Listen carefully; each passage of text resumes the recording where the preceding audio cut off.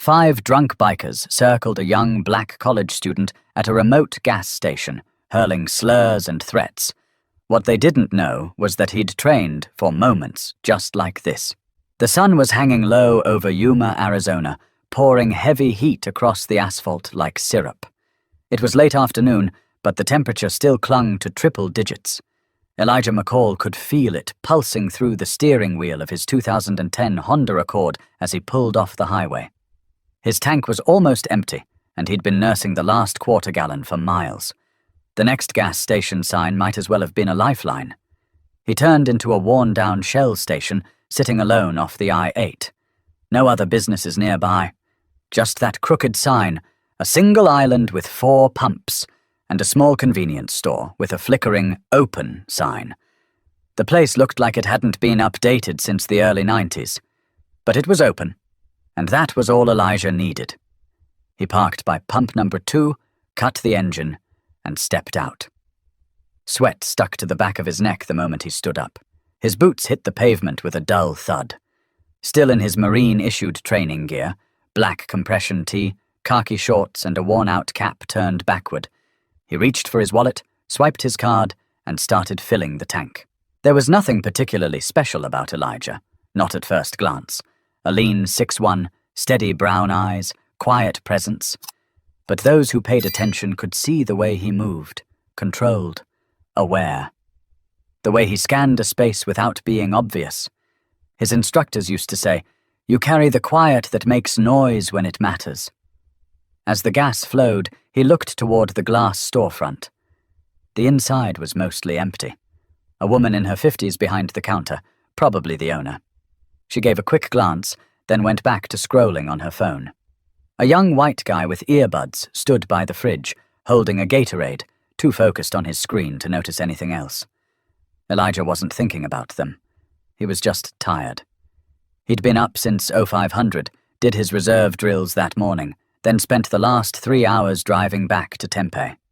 All he wanted was a cold drink and maybe something salty to hold him over until dinner. He finished pumping, walked inside, and headed straight for the coolers. Grabbed a bottle of water, a protein bar, and a bag of trail mix. No one said anything. The woman behind the counter didn't smile. The guy by the fridge had vanished. At the register, the clerk looked at him like she wasn't sure whether to make eye contact or not. Elijah gave her a polite, "Afternoon." She mumbled something and took his cash. No small talk. He didn't mind. Not really. He'd dealt with that kind of energy before. More times than he could count. He kept his voice low, his tone steady. He grabbed his change, said thank you, and walked out. Back at his car, he leaned on the driver's side door, cracked open the water, and took a long sip. The heat was still baking the lot, but he wasn't rushing. The hum of cicadas, the dry air, the faint sound of a semi-truck downshifting on the highway, all of it felt routine. Predictable, but then he heard it. The low, choppy rumble of motorcycle engines. 3, no, them, coming up fast from the westbound side. Elijah turned just slightly, not alarmed, just tracking the noise. 5 bikes rolled into the lot like they owned it. Loud pipes, faded denim, heavy boots. They parked diagonally across 2 pumps without cutting the engines right away. Their laughter carried louder than the motors. Elijah stayed still, eyes shaded by his cap, sipping his water. One of the bikers, tall, red beard, mirrored sunglasses, looked his way for a second too long, then nudged the guy beside him. Something about the shift in their energy wasn't right, but Elijah had been in real danger before. And this just looked loud. The gas station lot, which had been nearly empty minutes ago, suddenly felt cramped. The bikers hadn't parked so much as claimed the space. 5 men, each rough in their own way. Sun-scorched skin, beer bellies, chain wallets, boots scuffed by more bars than job sites. One wore a sleeveless vest with a faded Confederate patch. Another had a skull ring on each hand. Their bikes weren't polished. They were tools, not toys. Dirt-caked, heavy, loud. They didn't speak to the clerk when they walked in. They didn't even glance her way. One of them kicked the door open like he owned the joint. The door slammed against the wall. She flinched but said nothing. Elijah leaned against his car. Calm. He was used to situations where people tried to provoke him. You don't get through 4 years in the Corps, 2 rotations in Okinawa, and still let fools like this rattle you. He'd been in rooms where people whispered worse behind his back, but they usually weren't dumb enough to say it out loud. Still, he knew body language. And the guy with the red beard, he was looking for something. A reason. Anything. Elijah didn't give him one. He took another sip of water, opened his trail mix, and tossed a handful in his mouth like nothing was happening. The men came back out of the store laughing, each with tall boys in hand, one of them cracking his open before he even stepped off the threshold. They saw Elijah again. Redbeard locked eyes this time. No more glancing.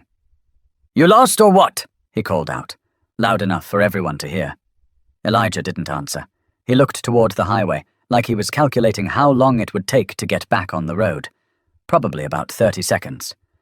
"I said, you lost." Redbeard stepped off the curb, slow, deliberate. A few of the others chuckled behind him. Elijah replied, still calm. "Just filling up. On my way back to school." Another one chimed in, the short, stocky one with crooked teeth. "School? That right? What kind of school lets in people like you?" That line hung in the air. Not clever. Not even subtle. Just bare. Elijah looked down at his water bottle. Took another sip. His silence didn't come from fear. It came from control. He'd seen Marines lose their tempers and ruin their careers.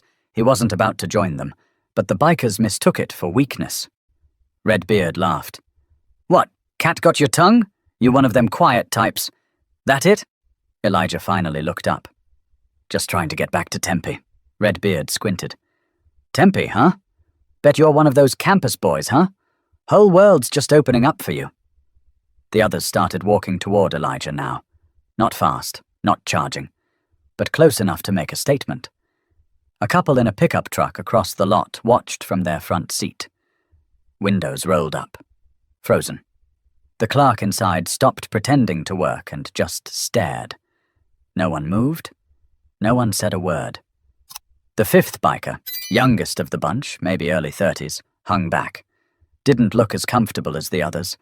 His eyes flicked between Elijah and the man in the front. Redbeard pointed at the Marine Corps tattoo on Elijah's forearm. "That real? Or you just get that done to impress your TikTok fans?" Elijah answered without blinking. "Did my time. Still do." That changed something. For a second, a flicker of confusion passed over Redbeard's face. But ego is a hard drug, and these men were high on their own noise. Stocky guy smirked. "Marine, huh? You think that makes you special?" "I didn't say that." "You didn't have to." They were close now. Too close. Elijah stood upright, set his water bottle down on the car hood, and said, "Look, I don't want trouble. You've had your fun. I'd like to be on my way." "Or what?" Redbeard grinned. Elijah met his stare. Quiet. Level. "Or you're gonna find out I'm not the one." But Redbeard wasn't used to being told no, and some men need to learn the hard way. The heat clung to every surface, but Elijah barely felt it now. His focus had narrowed. Redbeard was 2 steps from him. The others fanned out in a loose half-circle, hands casually near belts, just enough to threaten without making it obvious. The clerk inside was on the phone. Elijah could see her through the glass. Not dialing, just holding it. Probably not even talking, just clutching it like a lifeline. The couple in the truck across the lot? Still pretending they didn't see a thing. Windows up, eyes forward, engine running. If things went south, they'd be gone before the first punch landed. Elijah had trained for worse. He remembered a drill in Camp Pendleton, where his instructor barked, "You'll be outnumbered. You'll be targeted. And if your mouth writes a check your hands can't cash, you're going home with more than bruises." But here, it wasn't about bruises. It was about respect. Or the lack of it. The kind that cuts before it ever turns physical. Redbeard's voice was lower now, more controlled. "You think just 'cause you got that little Marine tattoo, we're supposed to back down?" "No," Elijah said. "I think you should back down because I gave you a chance to." The youngest biker. guy with the chain hanging from his jeans, looked unsure. He kept glancing at Elijah's stance, the way his weight was shifted slightly forward, hands relaxed, elbows loose. Not like someone scared, like someone ready. Redbeard didn't notice, or didn't care. He stepped closer, less than a foot now, and grinned. "Let me guess. Got that black belt too, huh?" Elijah didn't answer. Silence was sharper than any comeback. The tension snapped with a simple act. Redbeard reached out. Slow, mocking, and slapped Elijah's baseball cap off his head. It landed on the hot pavement with a soft flap. That was the moment. Elijah didn't move. Not yet. But something behind his eyes flickered. Just for a second. Like a quiet switch flipped. Redbeard laughed. "Ain't so tough without your hat, huh?" One of the others joined in. "He ain't gonna do nothing, man. Just another soft college boy playing soldier." Elijah bent down slowly, picked up his cap, and dusted it off. Then he stood upright again. Calm. Steady. "You get one," he said, voice firm. That was it. The youngest biker stepped back a bit, now clearly nervous. "Rick, man, maybe we chill." But Redbeard... Rick was too far gone. He shoved Elijah lightly in the shoulder. "What you gonna do, boy?" "Huh?" That word. That tone. The way it hit the air. Disgusting and casual. Like he'd done it before, like it worked before. Elijah looked him in the eye. "I'm not your boy." Rick grinned wider. "Oh, you gonna get all serious now? Is this where you get tough?" The guy to his left, stocky with the crooked grin, started circling behind Elijah, trying to flank him. Elijah's eyes tracked him without turning his head. He could feel where each man was. Like mapping a room in your sleep. He'd been in barracks where the tension was thicker than this. He'd stared down live combat. But this moment was different. This wasn't a battlefield. It was a gas station in broad daylight, and yet somehow no one, not even the ones who could speak up, wanted to step in. He caught the clerk's eyes through the glass. She looked away. But Elijah knew the line was coming, and once it was crossed, there'd be no turning back. Elijah's hands were still down. He hadn't clenched his fists. He hadn't squared up. But inside, his body was already calculating. Distance, balance, leverage. Training didn't disappear just because you weren't in uniform. Rick didn't back off. If anything, the slight flinch from his youngest friend only egged him on. "You think you're better than us, huh?" Rick muttered. He stepped forward again, chest puffed. His breath reeked. Cheap beer, old cigarettes, and something sour. "Big man with a fancy education? Military, huh? That's what you're hiding behind?" Elijah's jaw tightened, but he didn't speak, didn't move. Then Rick shoved him. Not a joke this time. Not a playful push. 2 full hands to the chest, hard enough to send the average guy stumbling. Elijah didn't budge. Rick blinked. For a second, just 1 second, the mask cracked. Surprise flickered across his face. And that was enough. Elijah didn't strike first. That mattered to him. But when Rick's hand came back up, whether for another shove or worse, Elijah moved. Fast. He stepped in, hooked Rick's arm, and twisted it in one smooth motion. Rick's balance broke instantly, and Elijah pivoted behind him, slipping one arm around his neck and locking the other at the elbow. It wasn't flashy. It wasn't dramatic. It was clinical. Rick's feet scrambled under him, but Elijah had him controlled before the others even reacted. The stocky guy lunged. Elijah dropped Rick to the ground, stepped sideways, and used the biker's own momentum against him. A quick shoulder turn, a sweep of the leg, and the second man hit the pavement hard, ribs smacking the concrete. The third one paused, fist raised, eyes unsure. Elijah looked at him. Not angry, not shaking, just calm. That calm scared him more than anything else. "You sure?" Elijah asked. That was it. The man lowered his hand. "Back up," Elijah said, voice even. "All of you, right now." Rick was still on the ground, gasping, red-faced and furious, trying to yell but too winded to speak clearly. The guy Elijah had dropped second was groaning, rolling over onto his side, clutching his hip. The silence that followed was louder than anything they'd said before. The youngest biker took a step back. We didn't mean... it was just... Elijah pointed toward the edge of the lot. Go, before you make this worse. The four men helped Rick up, but it wasn't with pride. It was with hesitation. Their eyes no longer held arrogance. They didn't speak. They just shuffled back toward their bikes, Rick limping, leaning on the shoulder of the guy he used to mock for being soft. The couple in the truck? Still watching, eyes wide, not moving. The clerk inside now had her phone up to her ear. Maybe she was calling the cops now, maybe just pretending again. Elijah stepped back to his car, heart steady. His body was humming with adrenaline, but his mind was sharp. He opened the door, set his water on the roof, and leaned against the frame, waiting, breathing. He wasn't running. He hadn't done anything wrong. The bikers sat on their bikes for a minute, revving engines without purpose. It was all theater now. Their energy had shifted from dominance to defense. Rick shouted something Elijah couldn't quite make out. It didn't matter. The bite was gone. Whatever lesson Rick thought he was teaching had flipped on him completely. But just as they started to pull away, red and blue lights appeared at the end of the road. Things weren't over yet. The sound of sirens was faint at first, almost drowned out by the bikers' idling engines. But as the flashing lights came into view, everything slowed. The bikers looked at each other like a crew suddenly realizing they weren't on home turf anymore. The patrol SUV rolled into the lot, dust kicking off its tires, and stopped right near the pumps. The engine cut. A door opened. Out stepped a sheriff's deputy, hand resting near his sidearm, eyes scanning the scene with the kind of calm that says, "I've seen worse, but I'm not here to play dumb." He was lean, older, maybe mid-50s, with a stiff walk that said he'd been wearing that belt a long time.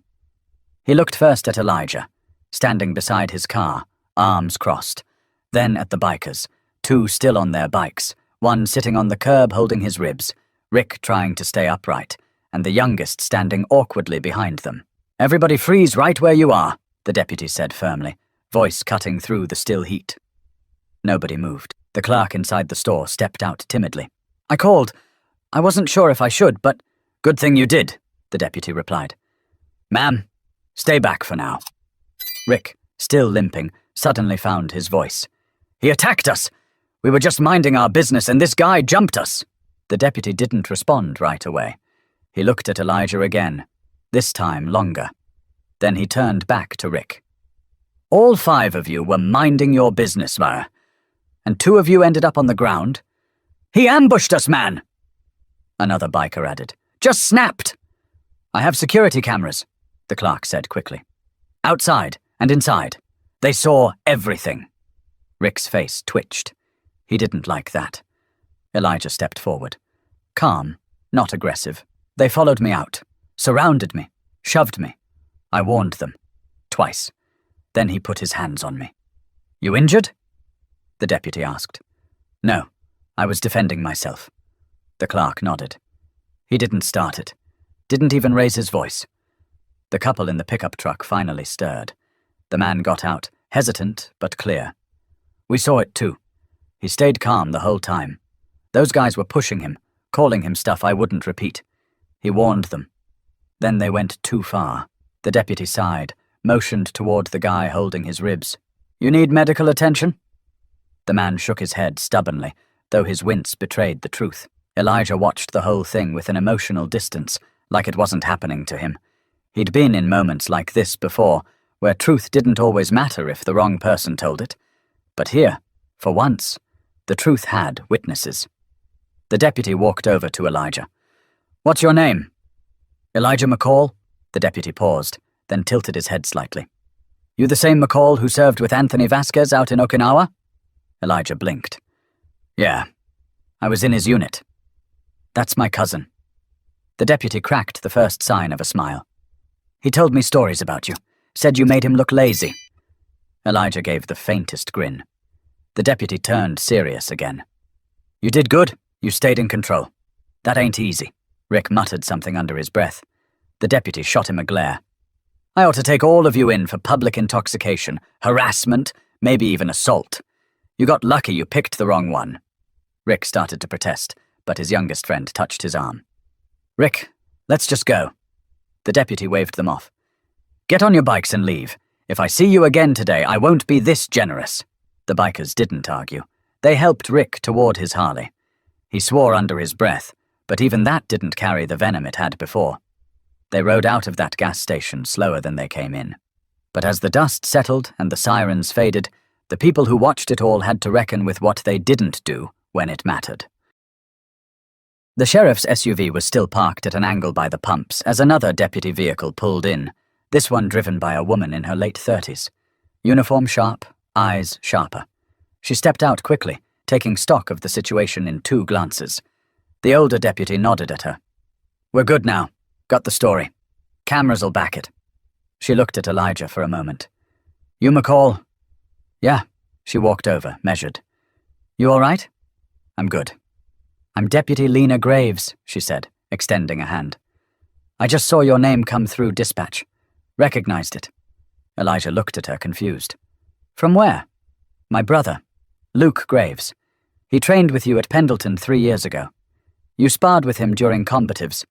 Said you were the first guy who ever tapped him out without breaking a sweat." Elijah's face relaxed. "Luke. Yeah, I remember him. He said if he ever ran into trouble and couldn't call the Corps, you'd be the next best thing." She gave a quiet chuckle, then grew serious again. "You handled this the right way," she added. "Kept your composure. Some guys come back from the service and don't know how to switch modes. You stayed sharp. I've had practice." Graves looked back toward the gas station entrance, where the clerk was still watching anxiously through the window. "She's got everything on tape," she said. "Once we collect the footage, we can make sure there's a record of what happened here, just in case." "Will I need to make a statement?" "Wouldn't hurt," she replied. "Come down to the station sometime this week, but from what I've seen, and what they've got on camera, you're not the one with a problem." Elijah nodded. "Appreciate that." The older deputy walked over, chewing a toothpick now. "I'll be honest, McCall. Most folks don't know what to do when 5 men try to corner them like that. You knew when to wait and when to move. Rare thing." "I didn't want to fight." "Yeah, but you knew how to end one. There's a difference." From the edge of the lot, the couple in the pickup finally climbed out, still a little sheepish. The man approached slowly, hands at his sides. I should have said something earlier," he began. "I just didn't know what was about to happen." Elijah didn't answer. He wasn't angry. He just looked at the man and waited. "You handled yourself," the man went on. "Better than I would have. Just wanted to say, I respect that." Elijah nodded once. That was enough. The clerk stepped outside now, arms crossed, trying to act more confident than she felt. "I'm sorry," she told Elijah. "I should have called sooner. I didn't want to escalate anything." "You didn't make it worse," Elijah said. "They did that themselves." Graves looked between them. "We'll file the paperwork. But honestly, this won't go much further. The guys who started it won't want to press charges. They know it'll bite them back, especially with footage. They'll disappear." The first deputy grinned. "Cowards usually do." Elijah gave a slow exhale. The weight in his shoulders didn't drop, but it shifted. He wasn't relieved. Not exactly. Just done. Ready to move forward. "I should get going," he said. "Take care of yourself," Graves replied. "And next time you're in Yuma, swing by the station. Luke's back in town next month. He'd be glad to see you." "I'll do that." Elijah got back into his car, closed the door, and started the engine. The sun was lower now, casting long shadows across the lot. The tension had drained, but something still lingered. Not anger, not fear. Just the reminder of how quickly a quiet afternoon could change. But as he pulled back onto the highway, the silence behind him said more than any apology ever could. The highway opened up in front of Elijah, flat and wide, the kind of road where the hum of tires becomes background noise fast. He rolled down the window halfway and let the dry wind push through the car. It didn't cool him down, not really, but it gave him something to focus on other than the replay looping in his head. He'd handled it right. He knew that. But something about the way those bikers had looked at him, like he didn't belong, like he was supposed to shrink, stuck deeper than the shove ever could. And still, the part that left the biggest mark, not the shoving, Not the threats, not even the names. It was the people who said nothing, who watched, who waited to see how bad it would get before deciding if it was worth speaking up. He thought about the clerk, the couple in the truck, the young guy by the fridge with the earbuds. People who probably considered themselves decent. People who'd likely never call themselves complicit. He wasn't angry, but he wasn't blind either. After 15 minutes on the highway, he pulled into a rest stop. Just a shaded table under a concrete awning and a couple of vending machines humming against the wall. No one else around. Elijah cut the engine and stepped out. Walked over to the table and sat down, arms resting on his knees. He pulled his phone out of his pocket, checked for messages. One from his mum, asking if he'd be home for Labor Day. Another from a group chat with his unit, just memes and inside jokes. He replied to both. Then he put the phone away and just sat there, letting the quiet wrap around him. For a long time, he didn't move. Somewhere in the distance, a hawk circled. The sky was that hard desert blue that only shows up in the southwest. He watched it for a minute, then stood up. He wasn't the kind of guy who talked about this stuff much. Even in the core, he kept his stories close. But this one felt different. This one he might share, with his teammates, maybe his little cousin back in Phoenix, who always asked him what being a Marine was like. Because today wasn't about throwing punches, it was about control, and presence, and knowing who you are, even when other people try to reduce you to nothing. He got back in the car and kept driving. By the time he reached the university outskirts, the sun had dipped below the mountains. He pulled into the campus lot, engine ticking, and just sat for a moment. Inside the dorms, kids laughed. Someone blasted music. Life, completely unaware of what had just happened a few hours south. And that was the strangest part. How something so ugly, so heavy, could happen, and the world would just keep spinning like it never did. He didn't need the world to stop. He just needed people to notice. Back at that gas station, a handful of folks would probably tell the story different ways. The bikers would lie, of course, say they were ambushed, that he overreacted. But the clerk? The couple? Maybe they'd say something the next time they saw it happening to someone else. Maybe. Elijah stepped out, grabbed his duffel from the back seat, and started walking. He wasn't out to change the world, but he knew one thing for sure. When you stand your ground with grace, when you hold the line without losing your head, people remember it, even if they don't say a word. So the next time someone like Rick decides to test the wrong stranger, maybe, just maybe, someone watching will remember the day silence looked like permission and decide not to stay quiet again. There's strength in silence, but there's power in choosing when to speak. Standing up doesn't always mean throwing fists. Sometimes it means holding firm when nobody else will. If this story hit you in any way, share it. Tell someone. And the next time you see wrong being done, don't wait for someone like Elijah to clean it up. Speak. Step up. Be that voice.